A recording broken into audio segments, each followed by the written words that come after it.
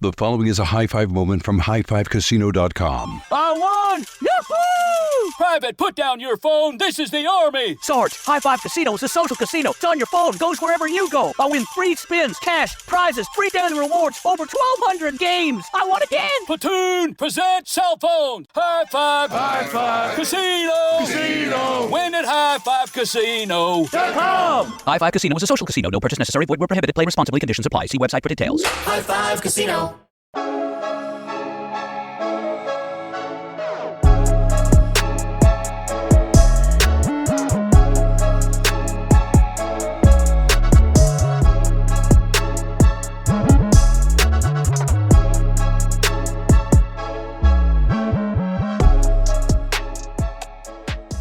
Hi everyone, welcome back to the Social Media Derby.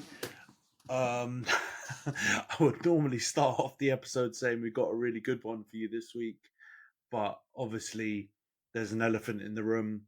The Euros final was yesterday, Spain winning 2-1 against England. So yeah, it might be a bit of a somber one this week, but let's see. Or angry. Who knows? I know, Jonty, you were quite upset yesterday, as were we all when we watched it together, but yeah. Before we get into that though, for those of you watching on YouTube, please subscribe to the channel, like the video, drop your comments down below, share if anyone you think would be interested in watching or listening to the podcast. We appreciate all engagement, and then obviously it helps with the algorithms as well. And for those of you listening on Spotify, Apple, or any of the other podcasting platforms, please follow, give us a 5-star review if you can. Or any kind of review.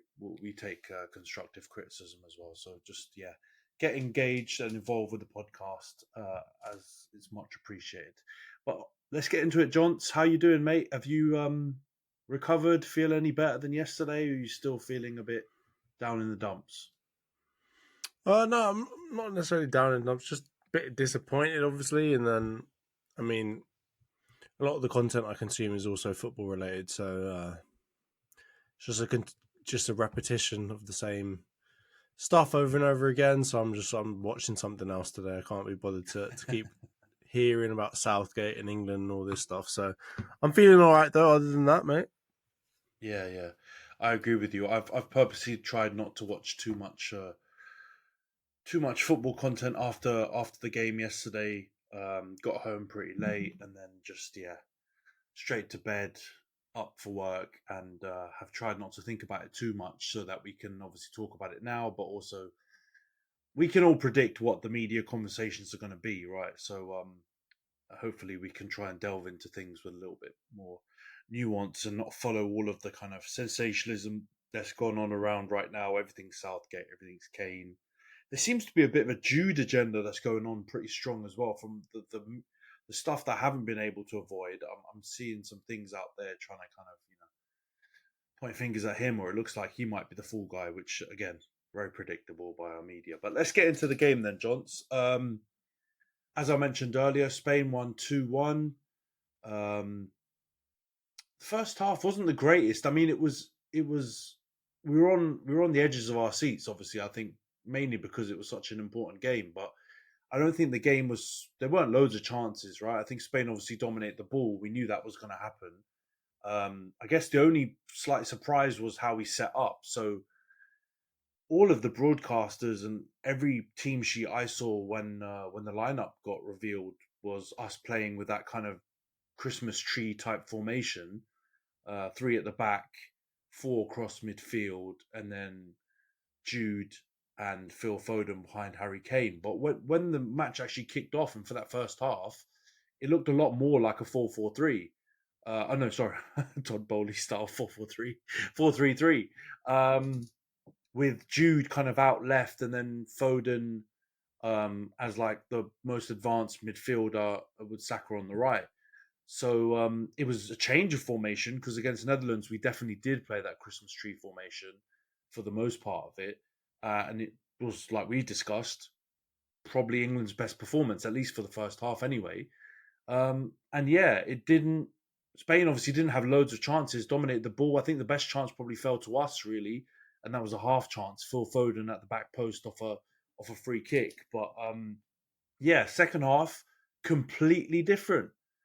We come out again and we had been quite tight in that first half, but the second half we were completely open. Spain scored really early with a great finish, to be fair, from Nico Williams, but we'll get into how that came about in a minute. And then all the chances come flying in. Basically, I think Spain in the end had 5 or 6 shots on target. A lot of them, all of them, pretty much came in that second half. Dani Olmo missed a good chance to score. Yamal missed it was probably a good save by Pickford more than a miss to put Spain 2-0 up. And then Gareth Southgate makes a change, brings on Ollie Watkins, and then brings on Palmer 5-10 minutes later. And England start to play a bit better, go a bit more gung-ho, as we've all predicted they would. Palmer equalises with a great finish. You pointed out that there was a slight nick-off, I think, Lenormand or one of the centre-backs, which kind of takes it away from Simon in goal. But then again, straight after that, basically, England dropped back deep again. And I think we didn't look like we'd given up loads of chances. I think, again, Yamal has a chance, but that's the one he really should score, where he puts it right at Pickford. And then Oyarzabal scores the winner, 5 minutes left, from a pretty straightforward cross by Cucurella, which evades quite a few people.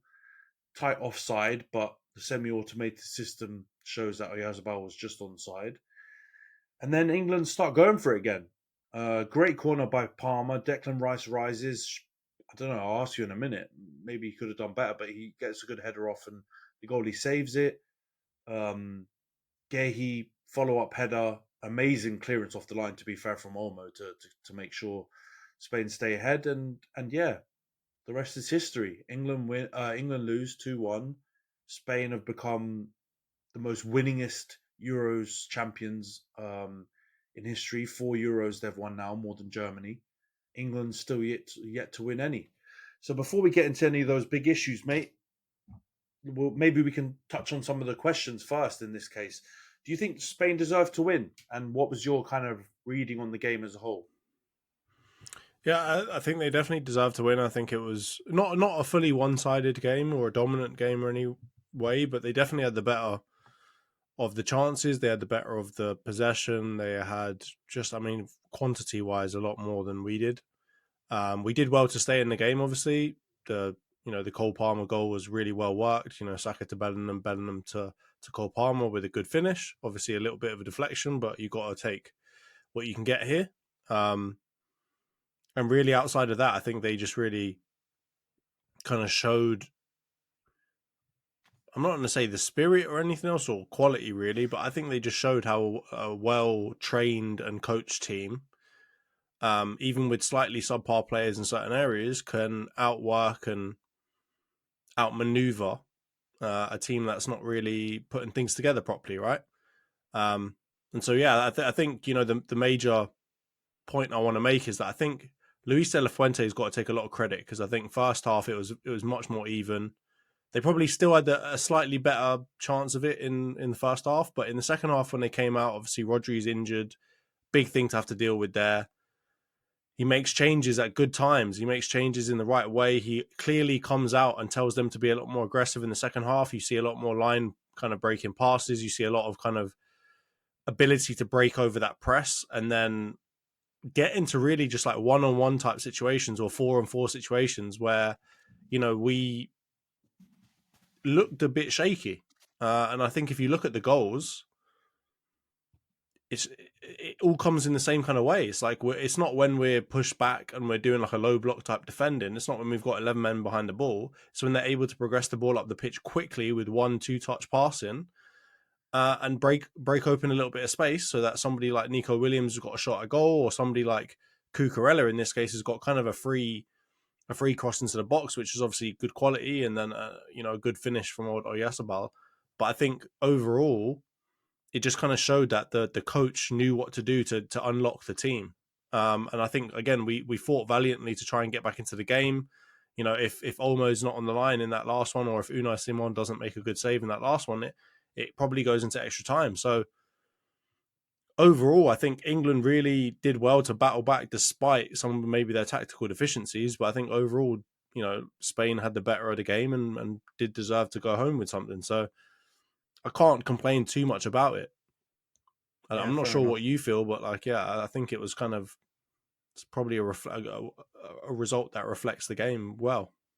Yeah, I mean, I can't argue with it when you look at the tournament as a whole. Spain won every game they played.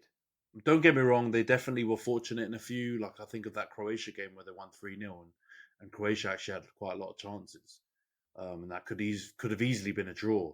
Like, if you think about, the chances that Croatia had, and the conversion rate that Spain had in that game was crazy. It was almost like they scored every chance they had. So, they've had, obviously, Germany. Cucurella was still getting booed in that final yesterday because of obviously the Germans feel like they've got screwed out of potentially a penalty handball incident with Cucurella. So obviously that could have gone a different way. And I have to be honest, in that game yesterday, Spain played the better football, but I don't think they were as good as maybe they've been in other games. But I just think England just weren't. I think, I don't know if it's physically or mentally or both, but certainly it looked very visible that physically they were spent, England, in that second half. I mean, I don't know. We'll touch on it now then. I was bitterly disappointed with that first goal because it's just so easy. You've got to give credit to Spain and the way they shifted the ball. I agree with you completely. They moved the ball really, really quick, and when they did start up in the pace, they looked really dangerous. And they did that straight from the kickoff in the second half. And it would just felt like England were kind of on strings in that move. When Spain wanted to pull them out to the right, they all shifted as a defense to the right, and then they upped the speed up and shifted it very quickly.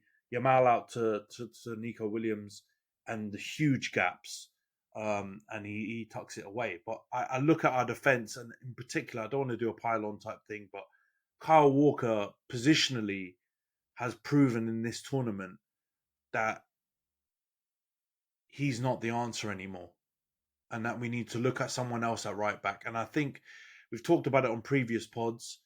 He's shown these same deficiencies for Man City.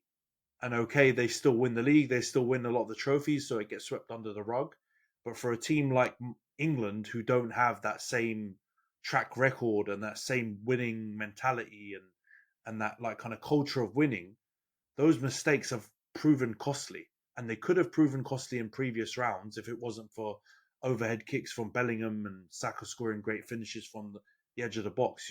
Like he's been, I wouldn't say he's made like howlers, but he's been at fault for certain goals and given the ball away and just had really poor performances throughout this tournament. So what do you think I'm being too harsh on Kyle Walker, or do you think it's fair to say that we got cut open way too easily for that Nico Williams goal? I think the first goal kind of shows it the best. Like, he doesn't know whether to stay tight or to go out to Nico Williams coming in from the flank, and it kind of just looks like he's just bumbling about, right? Like, I think you can even look at it in that. I think that the first goal that we conceded against Switzerland, or I can't remember who it was. One of the first goals that we conceded in the knockout stages is a similar kind of effort. He just doesn't know where to go. And I don't think you're being too harsh. I agree that he's not, long term, he's not the answer anymore, right? I think he kind of was able to get himself out of jail previously because of his pace. And I think that was lazy from us to think that, one of his physical attributes can just completely make up for some of his kind of maybe mental deficiencies, right? His inability to be in the right position. And it's just covering up the lazy or the bad part of his game. And the fact that we kind of enabled him by saying, oh, he's fast, he'll get us out of trouble when it's, when we've got Mbappe coming up against us. No, he should be getting better on that positional aspect. He should be improving somewhere else. Like, we shouldn't just completely rely on one God-given gift that he's got. So I agree with you. I don't think you're being too harsh. I think Walker was the worst player on the pitch. Outside of maybe Kane, he was the worst player on the pitch for the majority of that match, and every single goal came from his side. And I can't blame him 100% for each goal, but for both of them, he is positioned poorly. Right, for the Cucurella, the second goal, he needs to be getting a block on that. He needs to be getting closer to Cucurella. The fact that he's so open to put something so flat across the goal is poor. The second one, the fact that he decides to go inside when it's very clear that, you know, we've got other defenders that could cover that, and he needs to go out to the right hand side or to the left hand side. Again, it's just poor decision making. And no, he's not entirely at fault, because we shouldn't even allow Spain to get into those positions in the first place. But he's at fault where it counts. You know, he could have had a much bigger effect on stopping those goals, and he couldn't. He couldn't do it. So, yeah, no, I don't think you're being too harsh. I think Walker was poor yesterday. Yeah, and you know, now I think about it, like you said, obviously you got to take praise as a team and criticism as a team as well. And we include the manager in that as well, which we'll talk about a bit later. But I think now I'm trying to rack my brains back to the goals we've conceded, because actually England's defence has been quite decent in this tournament when you compare it to other big nations, right? I think only France had a better defensive record. But I'm thinking now to Slovakia's first goal, and even though there were other errors, John Stones I think loses a header, or Gahey loses a header, and then they also lose their man. But then Kyle Walker's playing them all onside. Like, he's positionally just way beyond the line. The rest of the defense is all within the line, and he's way beyond it. So even though he's not directly at fault, his lack of positioning or mispositioning plays a part in that goal being conceded. The Switzerland goal, he's napping at the back post, where Mbolo sneaks in and nicks it away and tucks it in the back post. And really, he should be clocked on. What are you doing? Of course, someone puts the ball across the goal. You've got to defend the front post, the middle, and the back post. We all know that. We're not defenders, and you were a bit of a defender at times in midfield, but we all know that, right? Those are the places you have to block off. And then again, these goals, obviously Xabi Simons one, we can't blame anyone. I think really, I mean, obviously I know there's the Rice giving the ball away, but there's no defensive mistake I think that comes from that. But these ones are both again coming from his side. For no reason, he tucks in and he's basically holding hands with John Stones, which allows Nico Williams to have the space to have a clean strike at it. And then when he does go out, his blocking technique just seems off. Like he's almost like turning his body away, scared of the ball. And I'm sorry, you need to have bravery blocking shots, right? One of the big traits that, you know, Gareth Southgate's favourite player, Slabhead, Harry Maguire, has is he just sticks his whole body at it. And that's how you have to be when you try and block balls, right? Of course, you can be unlucky and it can bounce off your arms and go in, as it has for Harry Maguire a bunch of times, unfortunately. But 9 times out of 10, it probably doesn't, and you get a block and, you know, you prevent a goal. And I don't think he has that skill. And then the second one, like you said, I actually think Oyarzabal, he sells Cucurella short a little bit with the layoff, which actually gives Kyle Walker more of an opportunity to go and block the ball. Like, he has to close down less space and Cucurella has to rush it.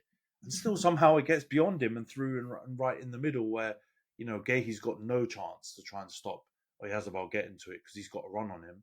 And equally Pickford's, you know, going to the middle of the goal rather than the near post, and he's beat. So, again, no pile-on. Obviously, Kyle Walker's one of the best right-backs we've seen in the Premier League. He's been a top player for Man City for a long time. But I think the same way people are going in on Kane, which we'll get to in a minute, I think there needs to be a bit of an examination of Kyle Walker's future for England. I don't think you can question him for City. I'm sure he can continue playing in the Pep system. But for England, where we need our defence to be more solid, I think we've got Trent.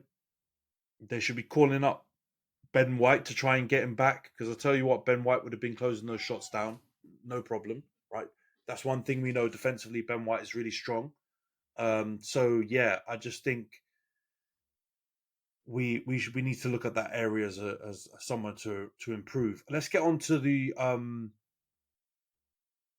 which goal is the next one I think we should talk about. I mean, the second one, I guess we've kind of talked about it now. Do you think we need to have conversations about, because people have talked about it a little bit, about Saka coming and tracking back? I don't think that's his fault, because I do think it almost looks like he was instructed to go higher and wider in the second half, because in the first half he was so disciplined. He was back there helping Kyle Walker out all the time. But in the second half, he didn't do that. Particularly, obviously, sadly for those two goals that were scored. Do you think that was a sign of fatigue, or do you agree with me and think it was something that was tactical when it comes to coming and tracking back? I think it is neither.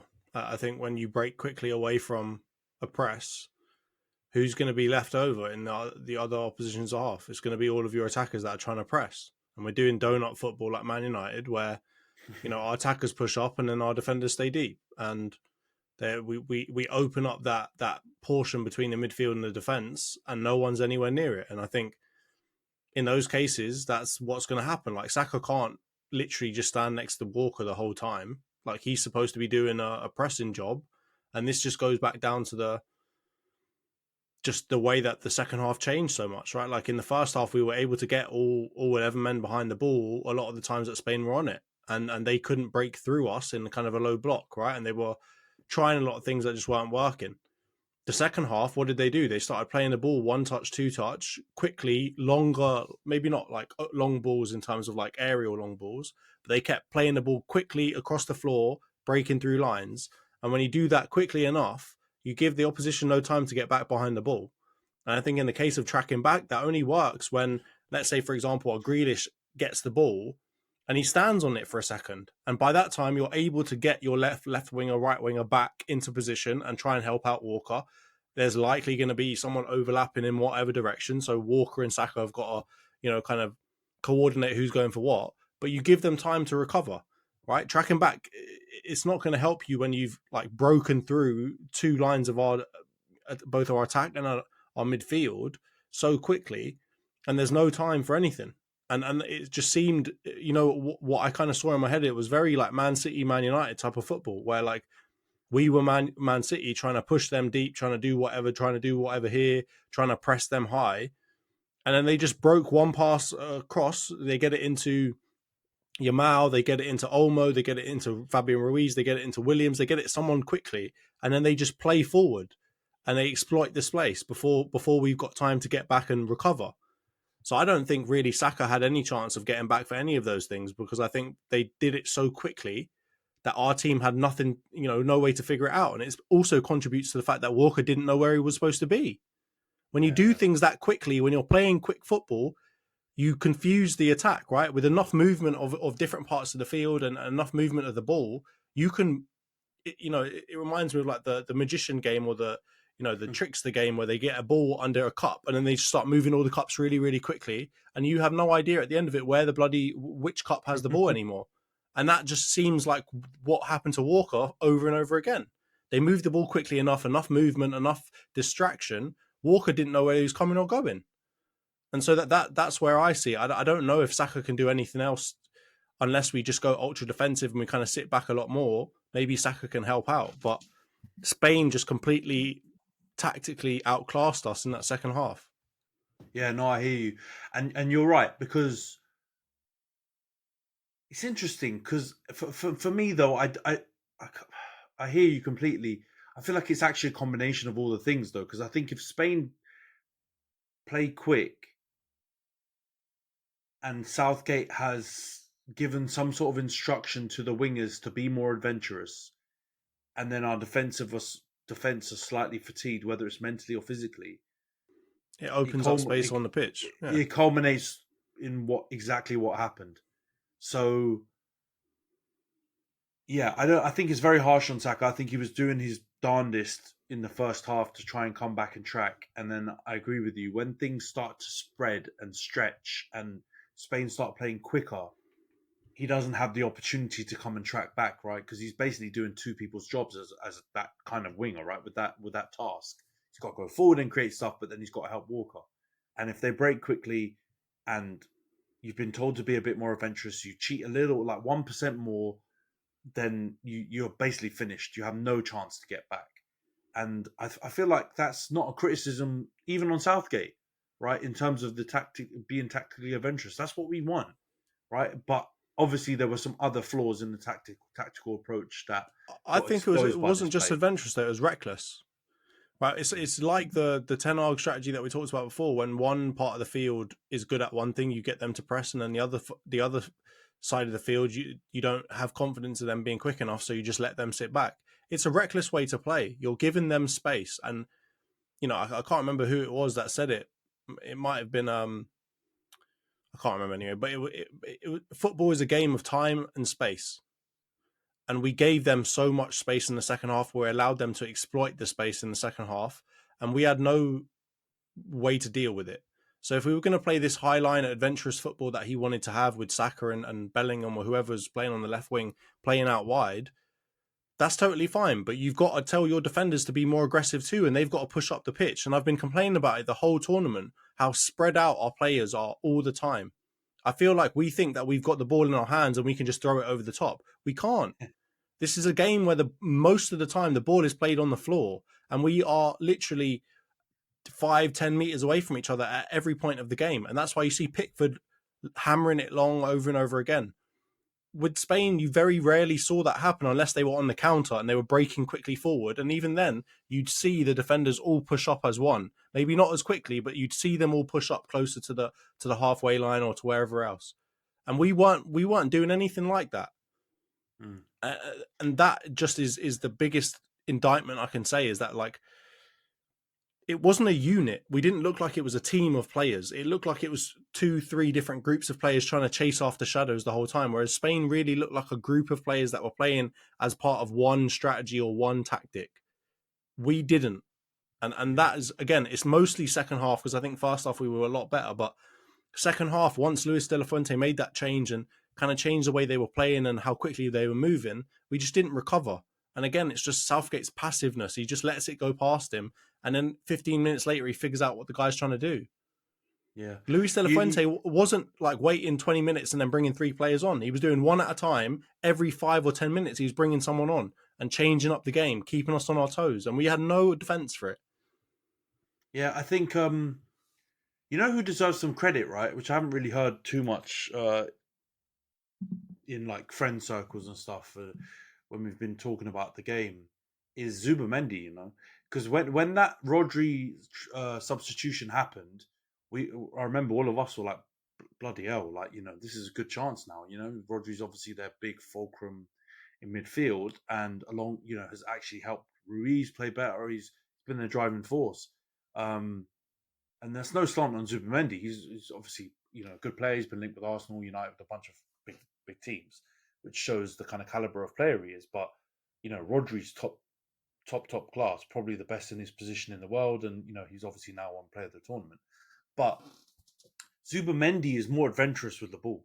And I think the reason why Spain were cutting through us a lot quicker, and it was, like very direct through the line passing, all started from Zubimendi. Like, Rodri's a very good player. Defensively, he's amazing. He's also got a lot better with his distribution, and he's become more adventurous, goes forward and scores goals.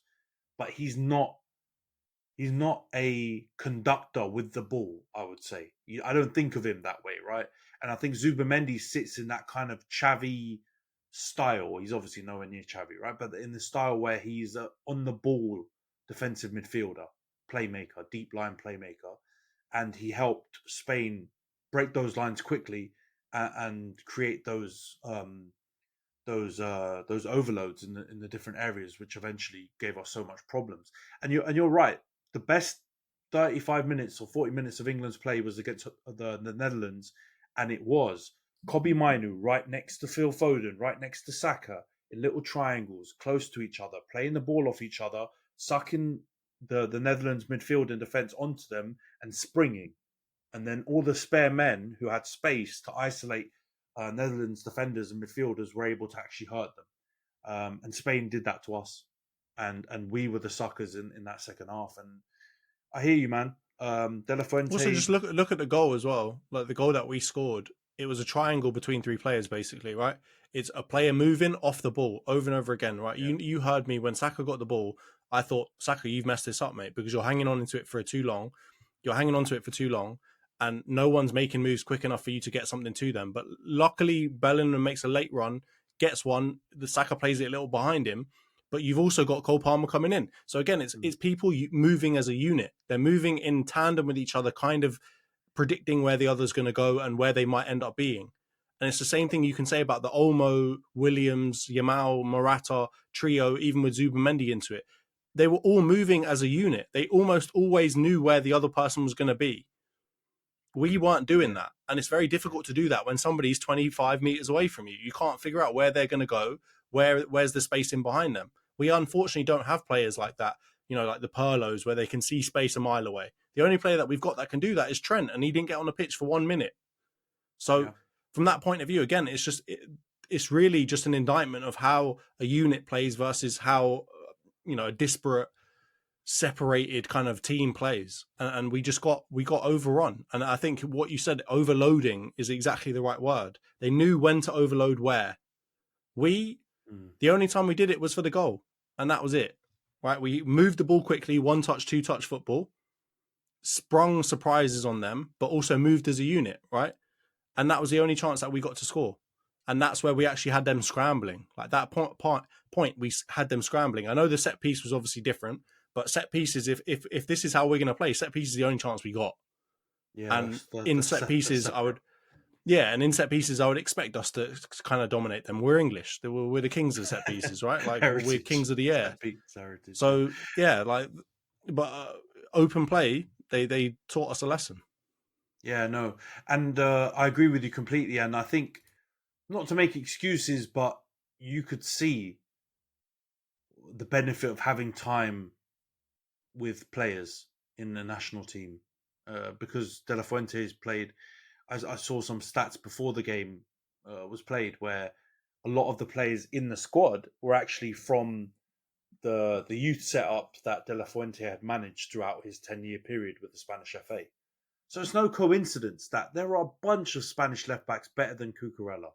But he picks Cucurella because he's played with him through the ranks, and he knows Cucurella's got a good relationship with a bunch of other players in that squad who had also played with De La Fuente through the ranks. And so I have no doubt that not all of these patterns, right? Because there are some new additions, like obviously Laporte, Lenormand. These guys weren't in the Spain squad; they were French when La Fuente was in the youth teams. So, but the majority of their patterns of play and probably a lot of their style comes from a school of thought and a practice that was already implemented with them when they were in the youth team. So he's probably had thousands of hours with them across that 10-year period. So a lot of these guys know this style like the back of their hand. They don't even have to really practice, or maybe there's some tactical tweaks they have to implement based on the opponent's style. But in terms of how they want to play, they know that. And even though Southgate's got a similar heritage with England, he's been in the England setup for ages, I don't think he's actually had a lot of time with these majority of these players in this squad. This is the one time we had a relatively fresh squad with players based on form and not based on favoritism or, Southgate having, trusted them in previous tournaments.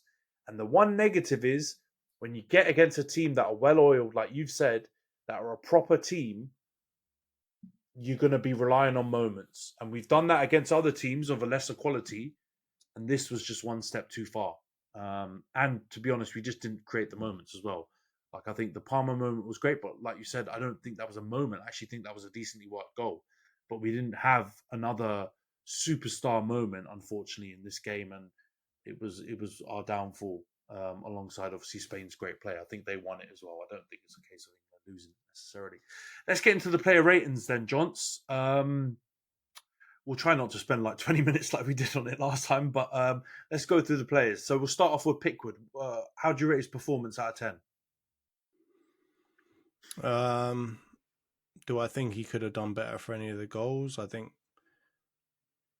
first goal was hit hard at him. Probably is not easy for him to save, but again, a world-class keeper does maybe get a foot on that one. And I do think that he was trying to swing his foot at it, but he just wasn't quick enough to get away from it.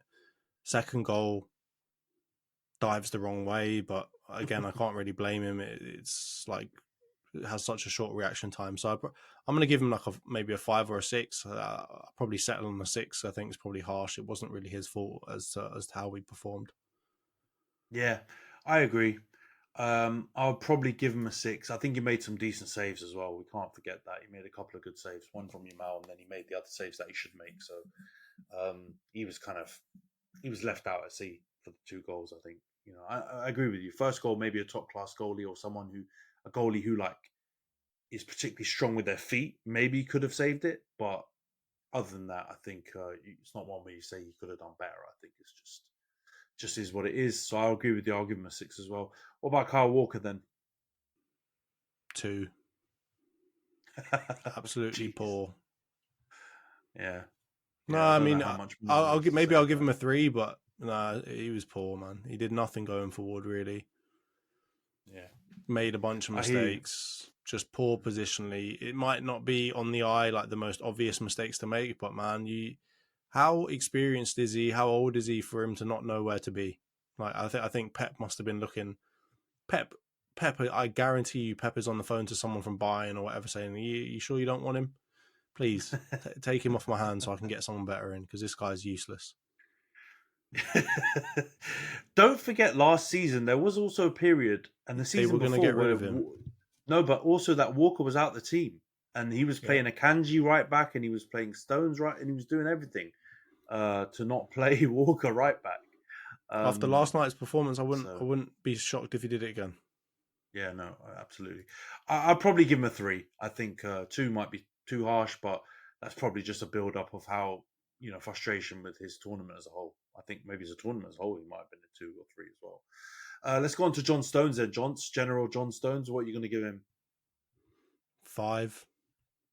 I would just like him to have a bit more authority in that defense. Like Guehi's coming in new, and Guehi's the one shouting at people when they mess it up, and he's just kind of relaxed, laid back, not getting too angry about this, that, and the other, mate.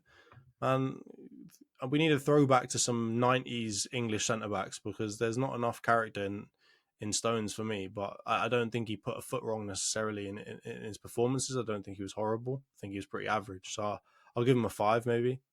Yeah, no, I agree with you. There was one point, and I think it's for the first goal actually, where he's visibly confused.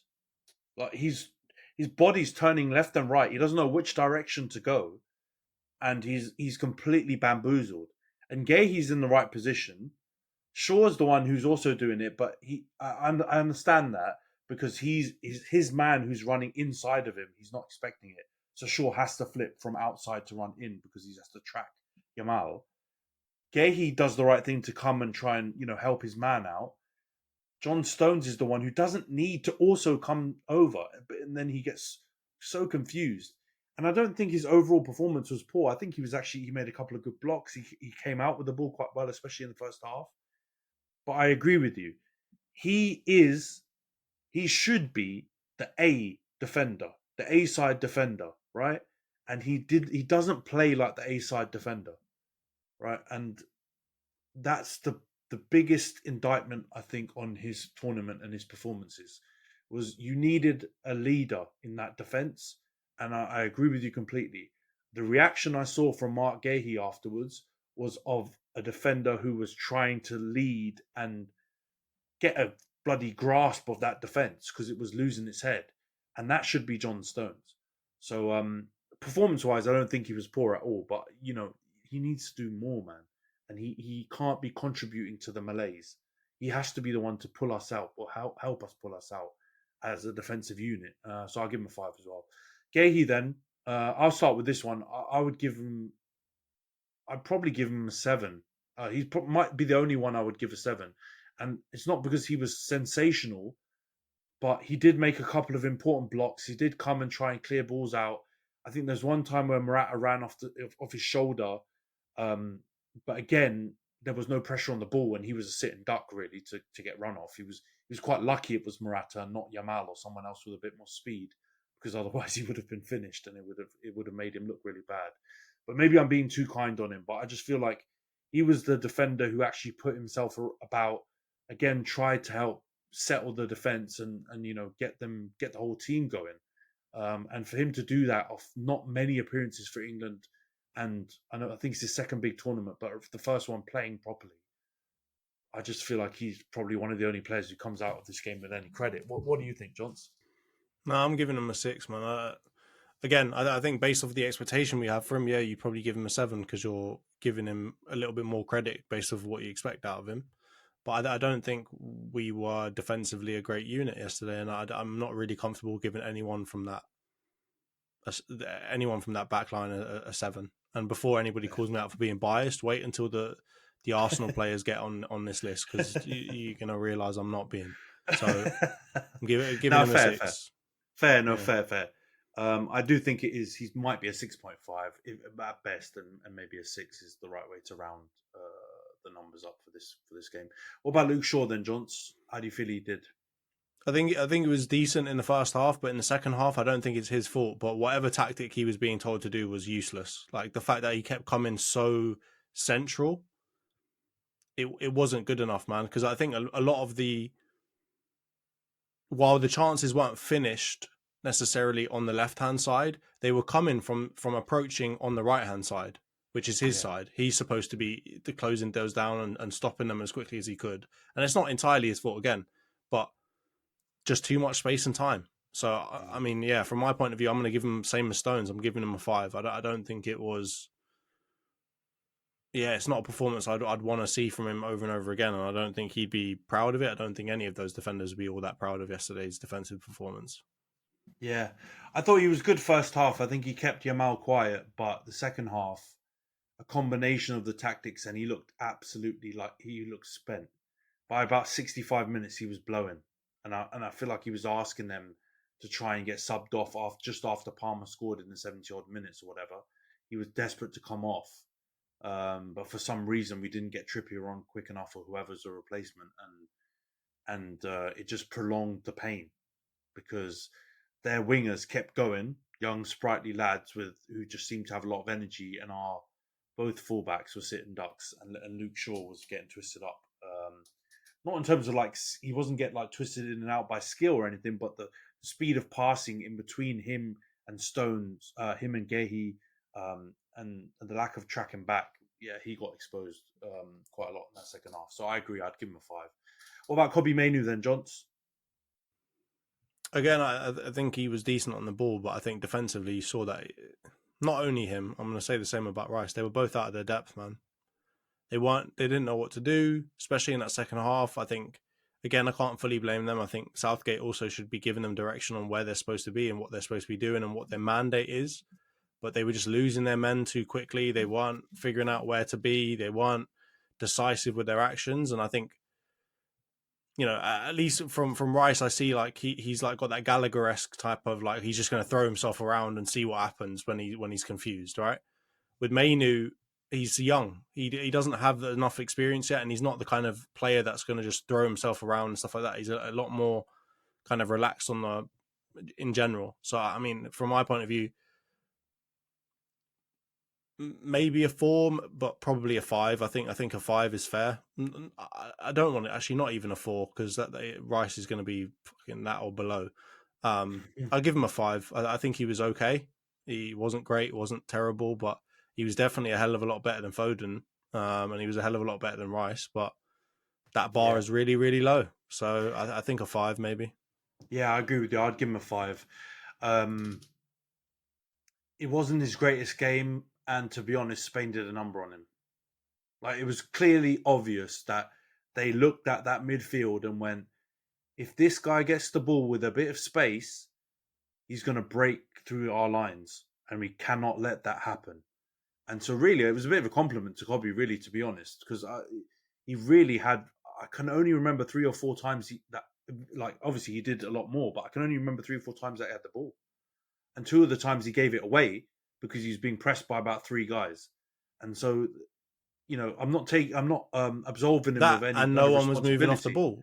He's not going to be able to dribble past 4 people. He needs someone to give him an option. It's the same thing I've said about Saka all the time as well. Give him an option. He can't just run through everyone all the time. Where are the runners? Where are the people trying to make themselves available to him? So with Mainoo, if you leave him in a corner with 3 people around him, I'm sorry, but he's not bloody Ronaldinho. He's not going to flick it over 15 people's heads and get past all of them, right? He's not Neymar. So even they didn't do that every even time. they can't even do that all the time. And when they did do that, someone from Brazil was elbowing them in the head 5 seconds later. So he definitely got a number done him, but it was because of the deficiencies elsewhere that no one was giving him an option. Because if you're having 3 players on a person, you've got overload somewhere else, but you've got to be able to find those, and you've got to be able to make the space and make it available to him. And no one was clearly doing that. So yeah, it's not all on him, but it's just, again, it's very a much lesson, a system issue. Yeah, well, I mean, I'm also still going to give him accountability. It's a lesson for him, man. It's a lesson for him. He's going to have to learn how to play when people stick it on him, because the talent of the lad is going to happen. People are going to look at him, definitely for United, right, where we've got at the moment the quality in midfield's been threadbare. He's going to get pinpointed in a lot of opposition reports and scouting and pre-game stuff, and people are going to execute plans on him, how to stop him. And Spain did it to a T perfectly. He got hooked at 65 minutes or whatever, right, for Parma, which I thought was harsh, really. Even though he wasn't great, I think it was a bit harsh because you probably could have taken Bellingham or Foden or someone else off. But it also was completely justified at the same time because he didn't have a great game. But let's get on to Rice then, Johns. For me, anyway, quickly, I would give him probably a 4.5, but it feels probably wrong to give him a 5 because I do think Kobe was slightly better. But Rice covered the ground, like you said, better than Kobe. He can naturally do that. But there were some headless chicken moments where he just was doing some weird things, which I think was pressure. He just got so much pressure put on him. And again, like you said, the formation, the lack of legs around him, the movement, he was left pretty exposed as well, with man running on him all the time. But I'd probably give him a 4. Nah, he's getting a 4. Don't round down. He's getting a 4. He's not as bad as Walker, but he's not as good as he should have been. Like defensively, is where he was decent in 1-to-1 duels. Like he won most of his duels. He got a lot of tackles in. Right, like he does what he does. But again, the stats aren't going to show the issue with all of them, which was half the time they were nowhere near someone. It can't even be considered a duel or a tackling opportunity because he was about 5 miles away from them. And that was because we were getting played off the park. It was literally like watching, like was it Japanese nationals, 3 Japanese nationals against 100 kids. That's what it looked like at times. and Rice was part of that. He looked like one of the little kids at that point. Didn't know where to go, who to mark, what to do, weren't marking as a team. So he can't get anything above a 4. Yeah, and even that's being a bit generous. He could have changed all of it if he got that bloody header in at the end, but he didn't. So, yeah, fair enough. All right, let's go on to Saka then. I'd give him a 6. I thought he tried. He had a tougher day against Cucurella than I expected, but I think system covered up Cucurella's deficiencies a lot. Nah, the ref covered up Cucurella's flaws, mate. Yeah, the ref allowed now him everyone to get now everyone's saying it, right? Like, Saka gets hacked quite a lot, right? Yeah, now you lot are seeing it, whereas in the Premier League, everyone's talking about him limping every 5 seconds. You saw Cucurella lay him out about 3 times, and he's too honest of a player to dive. And I said it. You were there. I said, Saka needs to dive a lot more, because these lot didn't have any shame in diving. Those last 5 minutes, about 15 man dropped to the floor. Even guys on a bench were dropping to the floor to try and get extra time. So, yeah, Saka could have done a better job of trying to draw something out, because you put Cucurella on a yellow card, it's a long day for him. It's a long day with Saka there. So, yeah, Saka's getting a 6 max, even then I'd like to give him a 5, but I think his build up to the goal was important, right? Because again, like I said, I thought he messed it up, but he managed to find Bellingham, and who managed to find Palmer. And I think it starts with him, starts with the pressure on Cucurella. So I'll give him a 6 just for that purely. But outside of that, man needs to get a bit smarter in the game out here. He was the only outlet, though. Nothing happened on the left-hand side. At least in other matches, there's some element of, we might go to the other side or we might go in the middle or whatever. But this is just like you're going out right. That's the only way they can attack effectively. So they can afford to double, triple up on him, and yeah, they did with great success. Unfortunately for him, Phil Foden. Then I'm going to keep this quick. I'm giving him a 4. I think he was basically anonymous. Yep. I don't remember him for anything except for one shot. Only things I remember is his defending. Yeah, he defended quite well. That's all I can think about him, and that's not what I want from a number 10. No, absolutely not. Jude Bellingham, again, I'd also give him a 4. I think he was pretty poor. Don't really remember anything of him. Just the assist for the goal, and again, that was one touch. Yeah, I mean, I'm not going to give people high ranks for that. Like, it was the ball was behind him, and he kind of barely controlled it. But yeah, he looked absolutely knackered, mate. Absolutely knackered. He got the ball, his touch was a bit ropey, but most of our team's touch was a bit ropey, and then it just seemed like he had no energy to drive with it. So Spain knew he was going to lay it off or pass it somewhere, and you need to have that ability to switch it up, and he didn't. And I think a lot of our attackers are going to get low marks because we didn't offer any threat. So I don't know if you disagree, Johnson, but I'm going to give him 4. I'd maybe give him, like a 4.5, close to 5. But yeah, I think 4 is fair as well. Yeah, all right. Kane then. Kane's going to get 2. the lowest. He's going to get joint with Walker. He's going to get 3 for me. Came off after 60 minutes. Only time I remember him doing anything. He had 1 shot blocked in the first half. And for some reason, it just looked like he was completely unfit. And we'll get to this last topic in a minute. But it really did look like he was just not there. And he wasn't physically able to do anything. And if that is the case, Watkins should have started. And Kane should have come on late if we needed some extra threat. Because it was just a waste of a player. It was honestly like we were playing with 10 men. And I really rate Kane, but it was just completely pointless having him on the pitch. He did absolutely nothing. I don't know if you want to add anything to that, Johns, or you disagree. But No, I haven't seen this guy who's 6'1", 6'2" win ahead of the whole tournament. He got dominated. What's the point? Like, he can't stretch anything. He's not running in behind. He's not stretching defenders or stretching lines. He's not doing anything there. So what do I expect from him? He's better hold up the ball well. He better win his aerial duels. He's got to do something. He did absolutely nothing. And I've seen people come out on Twitter and say, oh, he needs his classic runner next to him, like his Son type of thing, that allows him to hold it up and then runs beyond and kind of stretches the defence to give him some time and some space. I'm sorry, you're one of the best strikers that this country's ever seen. You need to have more dimensions than that. I'm sorry, you've got to have more to your game than that. I don't care how old you are. You're not old enough to be playing this card yet, when I can see Cristiano Ronaldo at 34 and 35 doing all kinds of stuff, right? I've just seen Messi win the bloody Copa America again after lumping up his foot. I'm sorry, you've got to be better than that. And he offered absolutely nothing, like literally nothing. I didn't see him for that. The shot that he had, he should have got out of his feet quicker. It's just poor.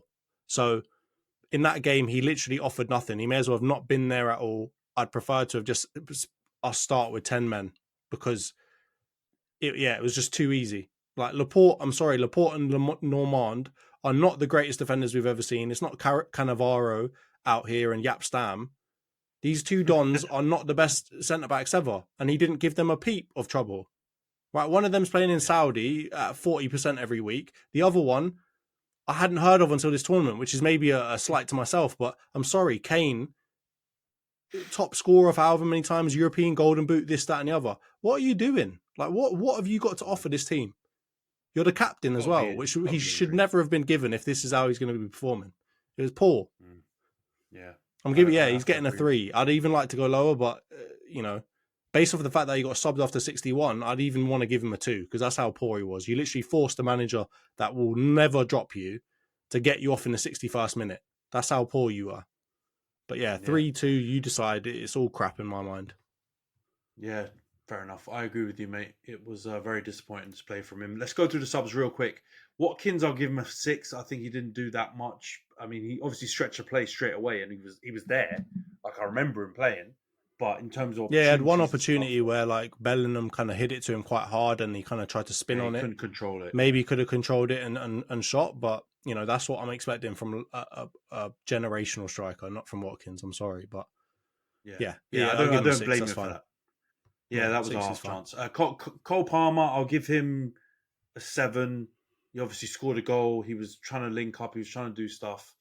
He's got to be the highest ranked player, I think. Yeah, along with Gahey in my mind. I think they were the only 2 that went for it. Ivan Toney barely touched the field, so I'll give him. No, he just came on, fouled somebody, and they just fell on the floor for 15 minutes. Like I can't even give him a rating, and he's getting an NA. 5 or NA. All right, let's go on to the last topic then before we shift gears into the club stories. Southgate's come out and said that the squad's fitness was an issue. We struggled to get Luke Shaw on there. He finally got to play in the final. Harry Kane was playing with an injury. Jude Bellingham was tired. What the heck was going on? What do you make of these comments and this story? And are you looking at Southgate funny now because it's quite a revelation to make? I understand why he probably didn't want to share it before, but boy, that it doesn't make his squad decisions and team decisions look good right now, don't you think? It just reminds me of like a boxer that's just had a 12-round fight that they've lost on points, and then they come out and say, "Oh, I hurt my toe," or "Oh, my costume was too heavy," coming into the ring. Like, mate, you've just had a war. You've got to the final of a tournament, right? I know everyone's angry at you and thinks you're crap and whatever else, but mate, it's not the time for excuses, right? You had enough time to change all these things and to do different things. You bought a large squad of players that you could have played. It's just cheap, man. Just take your L and go home. There's no need for all of this waffling about this person's not fit, that person's not fit. It means nothing now, and it's not. No one's giving you a blight because of that. So you're not doing any good to the team. You're not doing any good to yourself. It stinks. Just leave it alone. Yeah, I mean, it is kind of excuse making, but it also makes me just look at you funny. If you knew Kane was injured or not in full fitness, Luke Shaw, we obviously all had an opinion about why we didn't bring other left backs if he was barely going to play in the tournament. Jude Bellingham as well. You could have rotated and done other things. So yeah, it's just player protection. It's pointless. It's pointless, man. It's a pointless argument. This probably ties into his whole. He creates a great atmosphere for the players. He's just trying to protect them, right? He's given Harry Kane an excuse now, so everyone will go a bit easier on him. The Gary Nevilles and all them lot will leave him alone now. They'll leave Bellingham alone. I'm sure if Foden had any kind of knock, he would have said it as well, so that he could protect his little golden child too. He's just trying to protect the players, but it stinks. Just leave it alone. The players don't care about it. At the end of the day, just leave it alone, right? Yeah, I get what he's trying to do, but it's not worth it, man. Just leave it alone. Let us stew on whatever we've got to stew on. And the best thing that we can have right now is silence. Just no one talk, nothing. We don't need any excuses. Well, all the defenders are out in full force. So I've seen some right ironic stuff. Tweets after England playing from from Jamie Carragher saying, criticising the manager and the style and all these kind of things, and also the players. And then today defending Gareth Southgate. It's just. It is what it is. It's a time when people are getting their stories out there and trying to get clickbaity stuff and engagement, isn't it? So, yeah, we'll leave. What do you expect from a player that never won the Premier League? What do we expect from players? Of course, they're going to protect him. They've seen 2 finals, and now it's okay. Everything's fine. It's the most success we've ever had. That's the mentality of players like Jamie Carragher. He ain't won nothing apart from a Champions League that you played very little part in. So of course you're going to come out and defend him.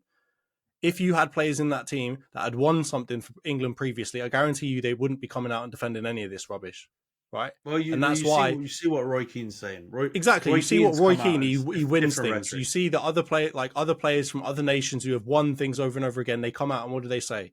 It's just not good enough. This player needs to be better. This player needs to be better. You need to do this better. You need to do that.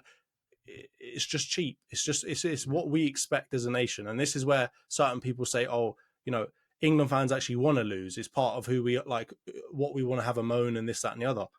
This is where I can see it in the mentality of some of our pundits. We're going to let him off now after everyone's complained about him for the last, 4 weeks for how poorly he's played and, the lack of tactics and this, that, and the other. But now, because he got us to a final, which we truly, really didn't deserve to be in, if you think about all the luck that we got, the luck of the draw, the luck of the individual matches, now they're going to say, oh, it's another final.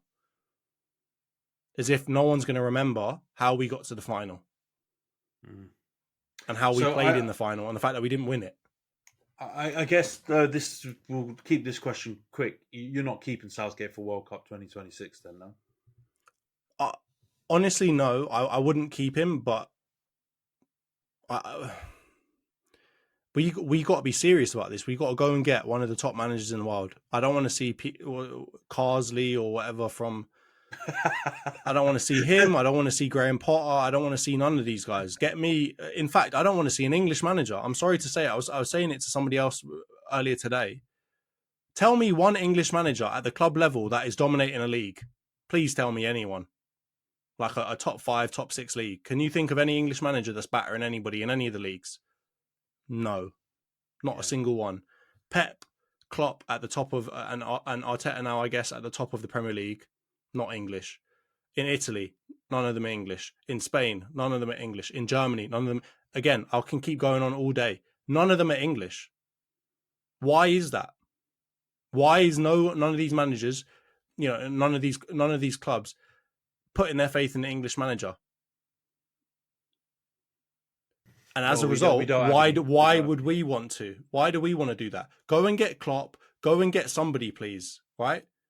We're not going to be able to beat these guys with Sam Allardyce or bloody Graham Potter or even Eddie Howe. That's a middle of the road choice. Even that's not good enough in my mind. If you want to go on and seriously build from this, your expectations are on the moon. You need to win something now. And unfortunately, getting in Eddie Howe, getting in Carsley, whoever else it is, they're not going to win things. I'm sorry to say it, right? I'm happy to be proved wrong here, but that's not the way forward. So get rid of Southgate and go and spend as much money as you physically can to go and get Klopp or whoever else and actually show that this is a country and an international team that can win things. Because everyone else is laughing at us. Like I speak to colleagues and whoever else, then none of them are English. And they just say, wow, I thought you guys are supposed to be like the inventors of this. Like you're supposed to be the guys for this. Like your league is so good. Why can't you win things? Why? It's been 58 years. We haven't won a single thing. We've got we've had 3 generations arguably that are top up there with being some of the best generations of that time. And we still can't win things or get over the line. And you're not going to do that by hiring another Gareth Southgate. So get him out and go and get me a really top-class manager if you want to be serious about doing this. If you just want to get to finals again, keep him. I'm sure he'll bore us into another final in the future. Yeah, fair enough. I hear you, man. I feel it. It's. I feel like the crossroads moment. We've had a few with Southgate, so I think this is got to be the last one, and they've got to make the right choice. What about your take on Kane? Because there's been a lot of discourse around Kane now. People have written Kane off, said that he shouldn't, maybe retire from English football, or we should move on and choose a different striker. Do you think that's an overreaction, or do you think that's a genuine question that needs to be asked? No, it's not an overreaction. I think if you play poorly, I know he's like joint top scorer with 3 goals or whatever, but if you don't contribute enough to the team and to the winning nature of the team, I'd rather have a striker that scores 0 goals but we win. So I think it's a realistic and relevant question to ask. My question is just going to be, the new manager, whoever comes in and says to Kane, are you going to play in a different way? If I tell you to do this, can you do it or not? That's going to be the key. If he says, I'm past it, I can't play like that anymore, or he just, they put him in and he just can't do that role anymore, then you've got to get him off. I'm sorry. Like, he's been a great servant and he's obviously, as I've said, one of the best strikers we've ever seen in this country, right? But it doesn't matter. We can't have passengers in this team. If we want to win things, that is. Again, if we want to get to the final, keep him. It's fine. But you need someone better, or you need him being better for us to win something. So if he can answer that question correctly, and if he can perform in a slightly different role, if he can stretch the lines and win a couple of headers and do whatever he needs to do as he maybe transitions as a player, then you can keep him. But if he can't do those things, you've got Watkins, you've got Tony, you've got a good host of other strikers that you can latch onto and use. Yeah, fair enough. I do think it's a bit of an overreaction. It's a bit of a reactionary call from some people now saying, writing Kane off completely. But I think every player on there can't be a certainty. I feel like every player needs to prove their worth, needs to prove it in an England shirt. Not only in the Premier League, where for example, like Phil Foden in the star-studded team with a million other, world-class players, where your life gets made a lot easier than it will be in an England shirt. You need to do it in an England shirt. And the majority of those players have either not done it or have been given too many opportunities, and you need to, have a clean break. I don't know if Kane falls in that latter category. I feel like he's maybe in the former category, where he's actually shown up a bunch of times and, he's also failed a few times.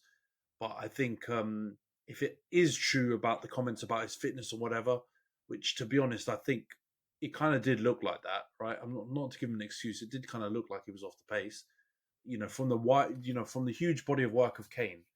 And at Tottenham, at Bayern, even just this last season, it did look and feel strange and off the way he was playing. So if that is the case, then I don't think you should write him off. But I do think, like you said, you should question everything, and the style should be the key. The system should be the key, and Kane has to fit within that system, or you need to create a system around Kane that's going to bring the best out of everyone. And we haven't been doing that. So, all right, that's it for the England section. We have to get over this now and, concentrate on the summer transfer window and also, obviously, the upcoming season, which is not actually that far away. I think it's like around a month away now before the first game week of the Premier League. Forgot to mention as well, congrats to Argentina, even though we didn't want them to win. We wanted Colombia to win. They did beat Colombia in extra time 1-0. I think Lautaro Martinez scored to unfortunately break Colombia's 25 game or 26 game or whatever it was unbeaten streak. Unbelievable by Colombia as well. They could have won that game. I saw some highlights afterwards because I couldn't stay up for it, and they did really well. So big up both teams. Not the greatest scenes before the game, though. Again, organisation of that tournament's looking a bit ropey. I think that to delay the game by like an hour or something because a bunch of fans were able to gate crash and get in, and there were some violent scenes. So not the greatest stuff. But yeah, congrats to Argentina and Colombia, great tournament. But let's get into the transfer news then, Johnson. The summer news. There was actually some stuff to talk about. It's crazy.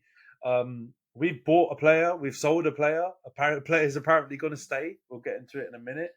You've let 2 players go, and just today rejected a couple of bids for one of your other players. We'll start with Man United then, because we've had actually a signing come through the door. Joshua, no surprise, those players we've talked about loads already. So Joshua Zirkzee signed. I think the fee was around 36 million. We paid slightly above the release clause so we could spread it out over 3 years. Again, we've talked about him a bit before. Looks a good player. Obviously, England played Netherlands in the Euros, a week ago or so, or whatever it was, and there was pictures of Kobe and him having a chat. He revealed it as part of the club announcement that he told Kobe, "Yeah, I'll see you soon, mate. I'm going to be there." And he signs on the day of the Euros, which was funny. What do you make of the signing, mate? Do you think it's? I know we've talked about it a bit before, so we don't have to chat loads, but I'm positive about it, so it'd be good to get your take on it and whether you think it's a good signing. Yeah, I mean, all things considered, it's a good signing based off of how much money you had and what was available in the market and what positions you needed to fill. I think it's a good signing. It's not earth shattering, but I think he could end up being. There's a lot of upside, is what I say, right? For the fee that you paid for him, for the kind of hype around him, expectations are not sky high. I think they're kind of middle of the road. People know he's decent, but they're not expecting him to be, a world-class player. So if he does turn out to be really good, it's going to look like one of the signings of the season. And it could be in the conversation. I'm sure we'll get onto it in a future episode, one of the signings of the summer, depending on how he performs, right? And if he performs decently, doesn't see too much of the pitch or whatever else happens, people just say, oh, it's only 35 million spent. It's, we've seen much worse players go for way more. Yep. So I think all round you've got a lot of you've got a lot of upside there. So I think it's a good signing, and it's just good to see some wheels turning in the market. So yeah, good signing. Yeah, I hear you. Yeah, proof will be in the pudding. Let's see, but I agree with everything you said. It's a good sign. I like the players that we're linked with, the age, the profiles, and let's see if he can turn that potential into some quality. The player that we sold, though, this one made me sad, man. I talked to you about it on Friday when the news was kind of breaking, and Fabrizio was giving us with all the the here he goes and all of his drip feed news that he does and reposts 20 million times. Willy Kambwala has left Man United to go to Villarreal. I think the fee's 10 million euros. There's a sell-on clause. There's a buyback clause. Apparently he wanted to leave. I was quite sad at the beginning. I thought, oh gosh, we're selling off our youngsters again, and it's a bit of a Jimmy Garner / Alvaro Fernandez type situation where I don't really want to see them sold. But apparently he wanted to leave because he was told he was going to be like 4th or 5th choice centre back alongside Johnny Evans, and he wanted to play. So I'm not mad at it, man. With a buyback clause, I'm sure it's extortionate. I'm sure it's like 30 million or something, 40 million. But I'm okay with it. If he wanted to play, at least we've sold him abroad. Villarreal was going to, a good club. I'm sure he'll get lots of game time with them. And he's probably the right kind of profile to do really well out there. He's going to play. I think Eric Bailly's gone back there. That would be an absolutely mental centre back pairing, Eric Bailly and Kambwala. But now I'm coming around to it. I'm getting my head around this deal. Initially, I was really sad because there's obviously all those videos out there where he's talking about only wanting United and all these kind of things, doing the passion merchant, passionista stuff, which I'm a sucker for. But we've sold him, and on he moves. Do you think we've made a mistake with that one, John? So do you think it's smart moves? I think it could be a mistake depending on what happens in the rest of the window. I think if you're getting rid of a centre-back, you must be very confident of De Ligt or Euro or both. Maybe that's a good sign, maybe it's a bad sign, but I think it could end up terribly if you don't get, in my opinion, both of those players over the line, because you've got quite a few positions to be filling. And if you only get one of them over the line, then I assume one of your other centre-backs stays, right? Whether it's Lindelof or whoever else, probably one of those others is going to have to stay. And I think you've seen enough of them in a Man United shirt to know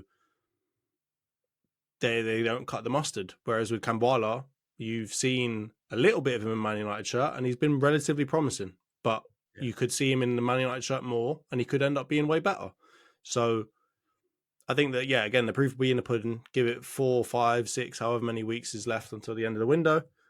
And then we can kind of revisit it. But it could end up being fine if you replace him, but it could end up being disastrous if you end up having to play bloody Johnny Evans or somebody else in that centre-back position come next season. Yeah, I hear you. I think the rest of the window will define our centre-back situation. Because obviously we've gone big in the market. I mean, we're linked with so many defenders and centre backs in particular that it's clearly a position that our structure has identified needs a real facelift. And to be honest, I'm not in disagreement with it. I just wouldn't have sold Kambwala.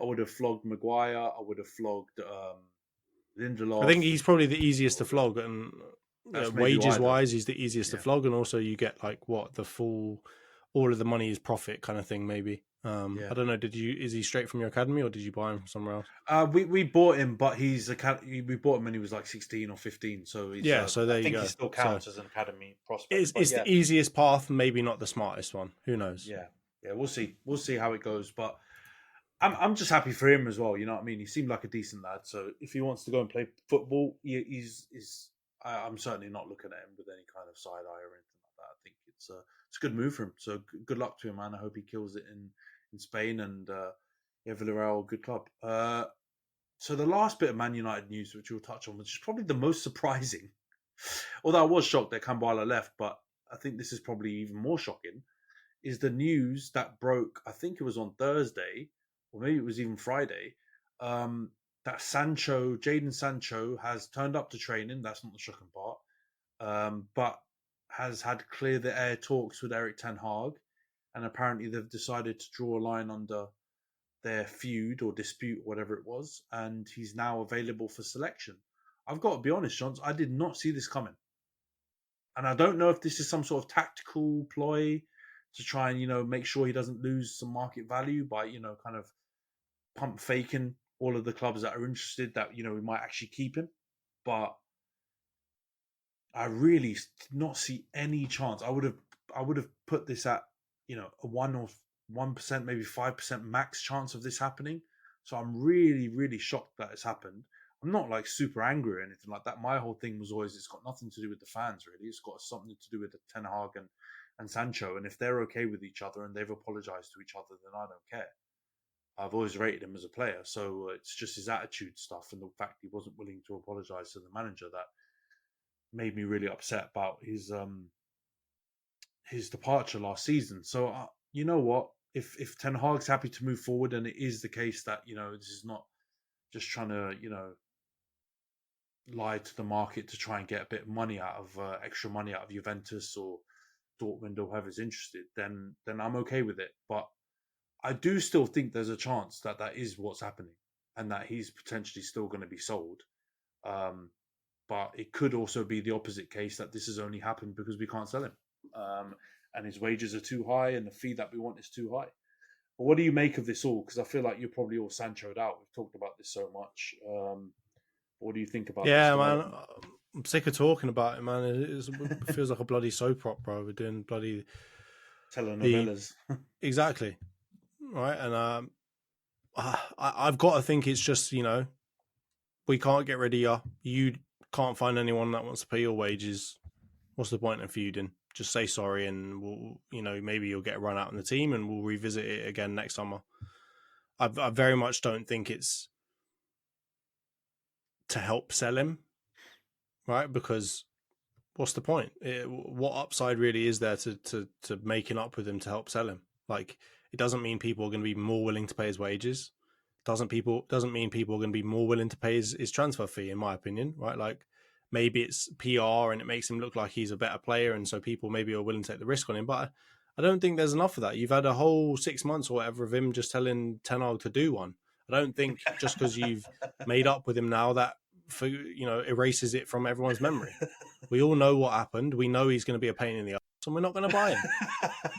Very simple. So I've got to believe it's the former, and they've both realised, we're stuck with you now, mate. We may as well make this a bit more enjoyable. So I think you'll probably see him play again, maybe in a cameo type role. Ten Hag will probably make him sweat on the bench for a little bit longer, but I mean, it's not as if you've got two world-class wingers that are going to keep him out, right? If Antony and Rashford perform anywhere near what they did last year, he's going to have to play.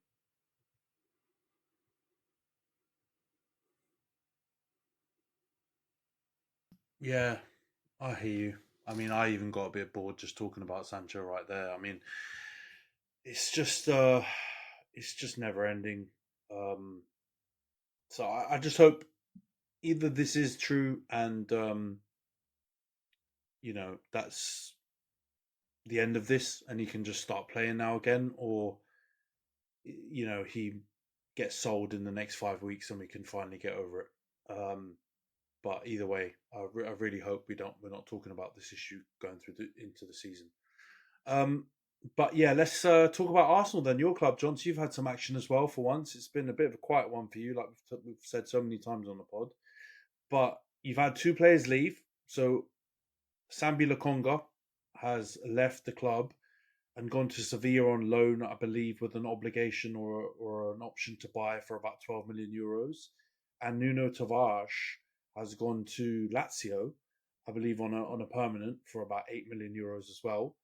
So that's not too bad in my opinion, but I'll get your opinion on it as well. And Emil Smith-Rowe has had two bids rejected apparently today from Fulham and Crystal Palace. We'll start with the actual transfers that have gone through. Are you losing any sleep about Lokonga and Tavares leaving? No. I think both of them were kind of surplus to requirements, to put it in Football Manager terms. Lokonga had a decent season at Luton, I guess, when he actually got on the field. Again, it's a good move for his career, right? He wants to play first team football, and Sevilla, just like Villarreal, are a good club to go and do that with, right? If he can get into that team. So I think it makes sense for both of them. It's a little bit disappointing just off of the fact that, we couldn't get a bit more for them, but it seems like that's just the going rate when you sell to anywhere but England, right? If you can sell to another Premier League team, you might get a bit more, but if you sell to Sevilla, Lazio, whoever else, you ain't getting that much money. So it's a bit disappointing, but yeah, I think defensively, we've got enough to cover. I don't think we need Tavares. And then I've got to believe that we're going to get in another central midfielder of some sort to help, Partey, Jorginho, Rice, Odegaard, Fabio Vieira, etc.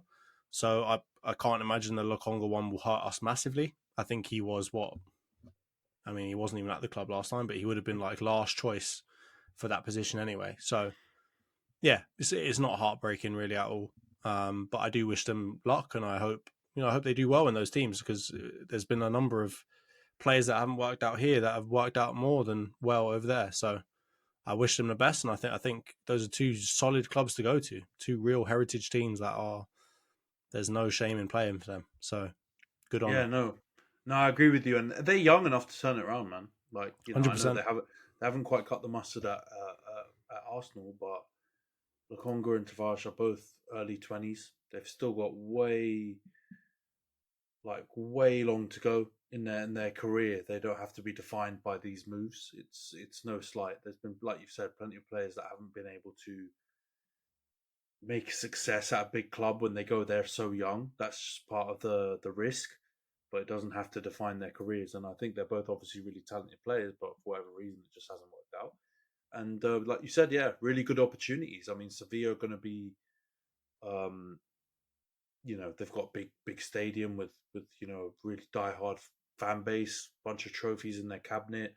Don't think they're in Europe this season, but they generally are. So there's an opportunity to try and bring them back to European football. And Lazio, just again, really well supported heritage team in Italy that again are always around those European places. So good luck to them, man. I personally like both of those guys, so I think they're going to have a good shot at making really good careers at those two teams. What about Emil Smith-Rowe then? Because I know we've talked about this a few times, but now bids have actually gone in.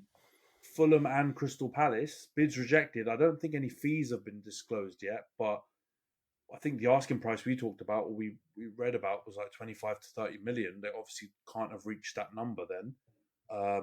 But what do you make? You're obviously happy. You've just said good, but No, it's good. Either way, they pay more money or what he's worth. They pay what they're willing to pay for Man City players or Newcastle players, and they get a very good player who's had a couple of good seasons in the Premier League, has some injury problems, but as I said, if you get him turned on and you get him, playing well and he's not injured, you've got an absolute crack on your hands there. So yeah, from my point of view, if we sell him then and we get a good free for him, great. If we keep him, I love him. It's fine. We'll keep him. So I honestly, either way, it works out well for me. And I'm not having this Fulham, Crystal Palace, whoever else wants to come in and just steal our players for cheap when bloody James Trafford's going for 30 million and some no-name Don that's never played for Newcastle goes for 45. We're not having it.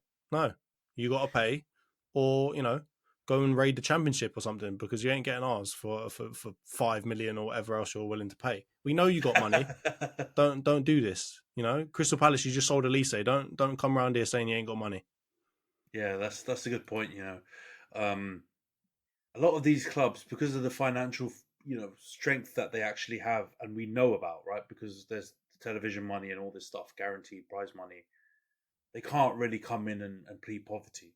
It's a difference. Fulham just sold Palhinha as well. No, well, mate, we read the news.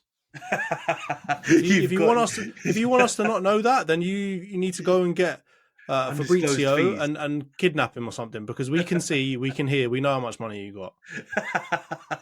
Or you need to do that old chestnut. Remember when back in the days they used to always say blah blah blah has moved from X club to Y club for an undisclosed fee. Yeah. You got to do that, man. You got to undisclose it. Otherwise, if Fabrizio says 50 million euros, here we go, guys, then we know, man. Exactly. You better keep that number locked down like the Mona Lisa or something, because if we find it out, you're paying.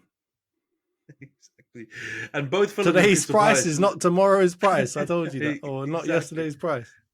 Yeah, it's Fulham and Crystal Palace are the baitest two teams. They know we know you've got money, man. You've just sold your star players for a chunk of money and fought and scratched and haggled to try and get your 50 million euros or whatever, or 60 million euros or whatever it is. So if you want to get Smith-Rowe, I know there's a bit of injury-prone tax that you've got applied to him as a player, but still, he's a really top talent. I mean, Villa were bidding 40 million or 30 million, whatever it was, 5 years ago or 4 years ago. When he was looking like a real prospect. So you can't be dropping it down to some measly prices. I can't believe it would be 5 million, but I know you just threw that out randomly. But you've got to pay at least, for me, 15, 20 up to even have a conversation. If you're dropping it lower than that, I'm sorry, you just that one you set to auto reject all offers on Football Manager. That's what you're getting if you come in with those pound down prices. He's a good player. So I hear it. I wouldn't want to sell him, but that makes me wonder. Like, obviously, we've got a bunch of players that we, fan base, Man U fan base, want to sell, like your Maguires and McTominays and whatever. And I think there was some news that McTominay's had a bid rejected or something by Galatasaray or whatever. But what's happening with Nketiah? I haven't heard anything about him since the 50 million price tag thing. I haven't heard any about, I think you let Elneny go on a free. You've let a few other players go on frees, but you've got some other dead wood to get rid of before Smith-Rowe. In my mind, I don't get it. It's got to be like a PSR thing where you're trying Yeah, to. it's that, but it's also who's in demand, right? Like, if you know no one's coming in for a certain player, you've got to look elsewhere. And if they've got PSR, they've got to sell someone, right? So it's a supply and demand issue, right? Like, if you've got a bunch of crap, it's like, you know, if you're looking around your house, certain things you can stick on eBay, certain things you've got to take to the tip. You know what I mean? So Smith-Rowe's going on eBay apparently, and Nketiah might have to go to the tip, or he might just have to stick him in a drawer somewhere. Like, no one wants to buy him. You're gonna have to chuck him on that 99p auction eventually. Yeah, Exactly. He's going to the charity shop, man. He's going to the charity shop. Yeah. On that note, we'll wrap up the pod here then, John. So yeah, it's been a somber one considering England's result, but yeah, I think United also just lost today as well. We lost 1-0 to Rosenborg in a pre-season friendly, and it's got Ten Hag out here saying all kinds of craziness. So I'm actually, even though that's made me slightly annoyed, right? Apparently we got peppered again and faced 22 shots to Rosenborg, but you know, seeing Ten Hag come out firing and cussing all the players already, boy, this season's going to be a good one, and I can't wait for it. So yeah, it's the latest season of EastEnders right here.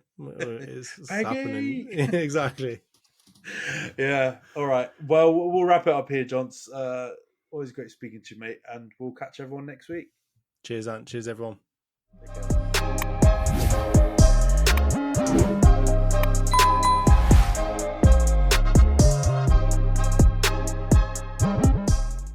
Sports Social Podcast Network.